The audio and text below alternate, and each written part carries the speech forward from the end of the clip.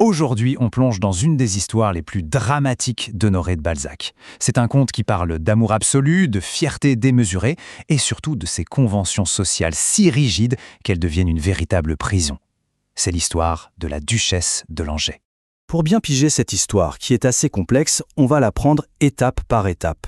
On commence par un mystère sur une île lointaine, puis on va remonter le temps pour découvrir comment on en est arrivé là, et on finira par une confrontation aussi inévitable que tragique.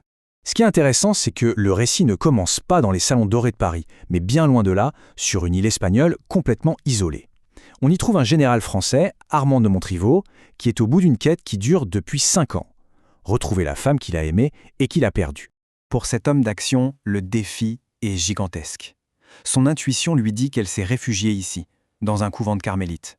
Un lieu quasiment impénétrable, protégé par les règles religieuses les plus strictes qui soient. C'est une sorte de forteresse spirituelle, et il n'a aucun moyen d'y entrer. Et c'est là, alors qu'il assiste à la messe dans l'église du couvent, qu'un indice complètement inattendu va surgir. C'est fascinant de voir comment la musique va révéler la vérité.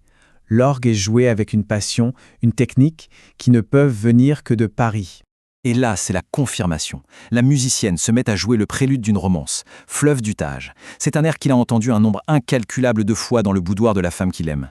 À cet instant, le doute n'est plus permis. Sa longue et douloureuse quête est enfin terminée. Elle est là, juste là, à quelques mètres de l'autre côté de ces murs. Mais alors, pourquoi cette femme a-t-elle fui le monde pour s'enfermer dans un couvent? Pour le comprendre, il faut faire un bond de 5 ans en arrière et découvrir le monde qu'elle dominait autrefois. Faisons la connaissance d'Antoinette de Langeais.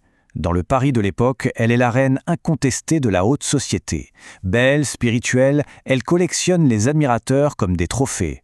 Dans un monde qui ne laissait aux femmes aucune vraie liberté, sa coquetterie, c'était sa seule forme de pouvoir. Elle jouait avec les passions des hommes, mais son cœur, lui, restait bien verrouillé, protégé par les règles de son milieu. Et c'est au milieu de tout ce théâtre, de ce monde ultra codifié, que débarque un homme d'un tout autre calibre. Un homme qui ne connaît pas les règles du jeu, tout simplement parce qu'il n'a jamais eu le temps de les apprendre. Lui, c'est Armand de Montriveau, un héros de guerre, un explorateur qui a survécu à l'esclavage en Afrique. Bref, un homme forgé dans le feu, pas dans les salons. Il est direct, silencieux, intense. Il est tout ce que le monde de la duchesse n'est pas.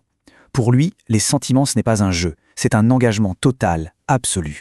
On sent bien qu'une collision frontale se prépare. C'est vraiment l'opposition entre la civilisation, dans ce qu'elle a de plus raffiné, mais aussi de plus contraignant, et la nature humaine, dans ce qu'elle a de plus brut, de plus authentique. Leur histoire, c'est celle de deux mondes qui ne peuvent ni se comprendre, ni vraiment coexister. Et pour vraiment saisir toute la profondeur de leur tragédie, il faut qu'on parle des lois non écrites qui gouvernaient leur monde. Le point crucial, c'est que ces lois étaient bien plus puissantes que n'importe quelle passion. Le faubourg Saint-Germain, ce n'était pas juste un quartier chic, non. C'était une sorte de forteresse sociale où l'apparence, c'était tout. Une réputation pouvait être anéantie par une simple rumeur. Pour une femme mariée comme la duchesse, un amour véritable, c'était une transgression impardonnable. Pas seulement un péché, mais une faute de goût qui signifiait la mort sociale. Et dans cette cage dorée, la duchesse excelle. Elle est admirée, désirée, mais elle reste intouchable. Elle maîtrise à la perfection les règles qui la protègent autant qu'elles l'emprisonnent. Jusqu'au jour où elle rencontre Montriveau, un homme qui, lui, ignore absolument tout de ses codes. Elle le voit, lui, si différent, si brut, et elle se dit « voilà un trophée qui vaut le coup ». Elle se lance donc dans un jeu de séduction très calculé. C'est un produit de son éducation. Dans une société qui lui refuse le droit d'aimer librement, elle ne peut que jouer à l'amour. Elle veut l'ajouter à sa collection, sans se rendre compte que pour lui, ce n'est absolument pas un jeu. C'est une question de vie ou de mort. Et voilà qui nous ramène à notre point de départ, au couvent. Le jeu est terminé depuis longtemps. Il ne reste plus que les conséquences absolues et irréversibles.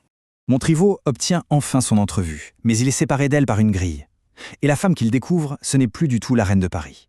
C'est une ombre, pâle, amaigrie, brisée par la pénitence. Elle ne se présente pas comme Antoinette, mais comme Sœur Thérèse.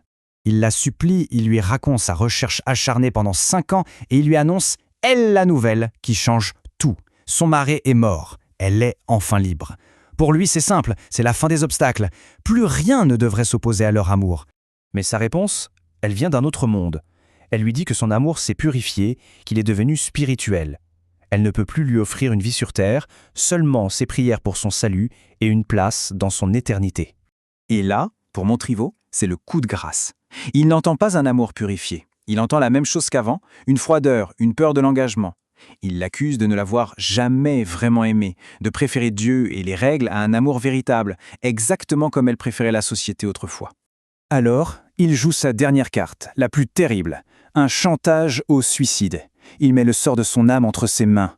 Si elle aime son âme, comme elle le dit, elle ne peut pas le laisser se damner. Et c'est à ce moment-là que tout bascule. Poussé à bout, le masque craque. La vérité éclate dans un cri de désespoir adressé à la mère supérieure. C'est la preuve d'amour qu'il a toujours attendue. Mais elle arrive bien trop tard. La grille se referme et ils sont séparés pour toujours. Ce choix tragique révèle l'impasse d'un monde où la vraie passion était si dangereuse qu'elle ne pouvait s'exprimer que dans un cri d'agonie derrière les murs d'un couvent. Et ça nous laisse avec une question troublante. Combien de passions sont encore aujourd'hui enfermées, non pas par des murs de pierre, mais par des règles invisibles ?